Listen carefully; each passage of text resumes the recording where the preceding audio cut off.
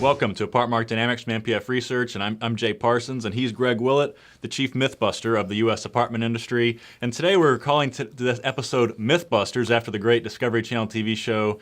And Greg, we should have gotten you a beret like Jamie Heineman on the TV show. That would have been good. That would be awesome.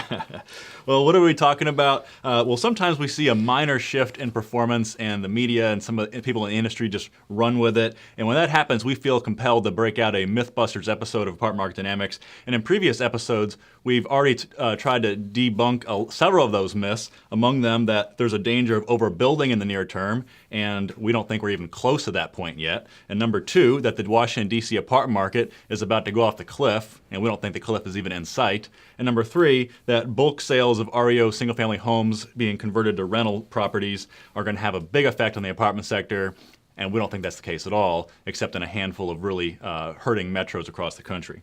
And so the latest myth du jour is that the apartment industry is about to lose a big block of renters to single-family home purchase. Is that going to happen?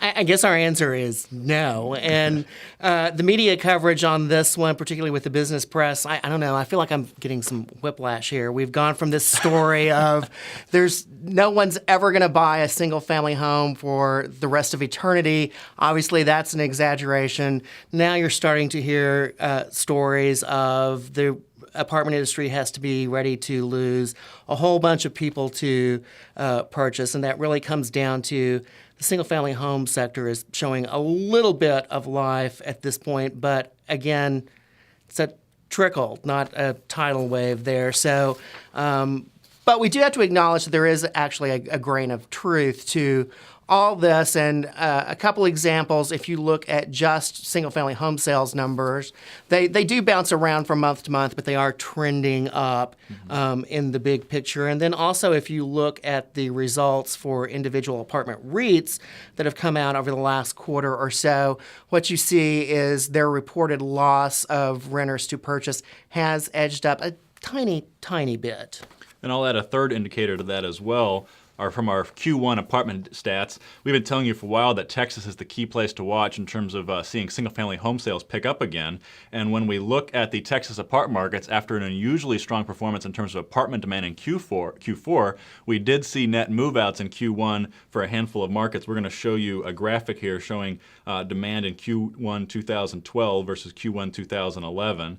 And you can see that Austin, Houston, and Dallas all lost some apartment residents during the first few months of 2012.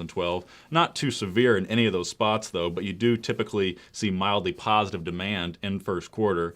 And for the most part, the backtracking was in some of the more upscale suburban locations where single-family home sales are likely to get going first. And you move on down the list to Fort Worth and San Antonio.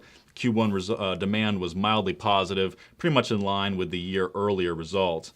And our interpretation of these numbers is that we are seeing a little bit of momentum shifting toward the single-family for sale sector, but it's not a game changer for Texas. When we get to the apartment sector's normal peak periods in 2Q and 3Q of this year, we should see strong apartment demand once again. And really, given the shape of the economy in Texas, total housing demand should be strong enough to feed both single-family homes and also apartments, though we probably will see apartment operators dealing with a little more churn than we're used to, or at least have been seeing for the past couple of years. Yeah, Jay, I mean, there is a story here, but it's a little story, not a big story. And as it's being reported, one thing that really bothers me about the coverage is they're focusing in on the reason behind the change is because of aggressive rent growth in the apartment sector. And I'll point out that I filled up my gas tank on the way to work this morning and spent $65 there. And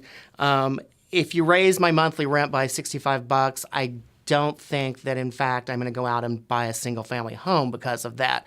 A much more logical explanation is we've gone through several years without people buying single-family homes in significant numbers. So there is some pent-up demand there within the apartment sector of people who are qualified buyers. They were waiting for the economy to get a little bit stronger so they'd feel secure in their jobs. They wanted to be sure that home prices weren't going to tank another 10% if they bought now. And so that feeling is starting to register with people. So you are seeing some of those folks go out and buy single-family homes. But is that going to be a huge wave of people? You still have, for most renter households, big debt loads. The qualifications to get a mortgage are pretty strict at this point. So we don't really think that is going to be a whole lot of people who are ready to go at this point. Looking at some margin for error, if we're wrong there, that's actually probably going to be pretty good news for the apartment industry if we start losing renters to purchase at bigger levels. And here's why. When you have really solid single-family home sales, that virtually always comes with some good job numbers, because you just have to have that confidence there if you're going to buy a home. If we get up these job numbers to higher levels, what we'll see is we will unleash some of the potential apartment demand that's existing in the young adults who have been the boomerang generation, gone back to live with mom and dad. So the replacement households are there. And I'll knock over one final domino here in this whole pile, and that is as we get some stronger job growth, what that will do is bring down the unemployment rate and stimulate some wage growth. And wage growth, it really addresses what could be the long-term challenge for the apartment industry as we get later in the decade.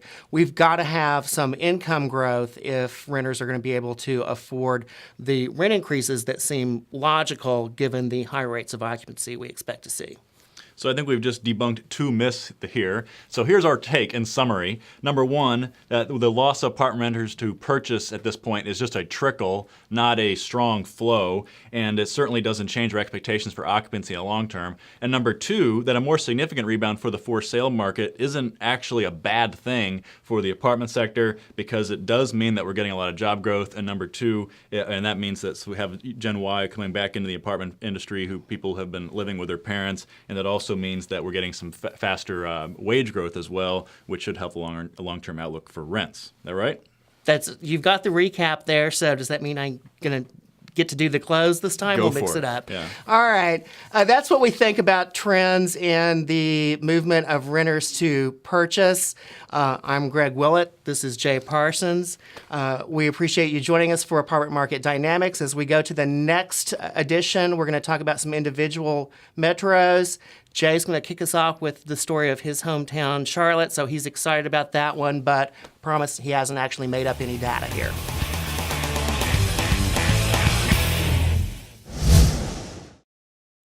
Want more? Go deeper with NPF Research's apartment market reports.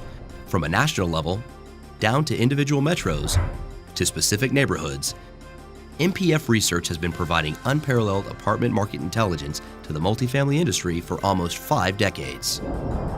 Learn more by contacting us at 877-284-4938 or visit www.npfresearch.com and click on Market Reports.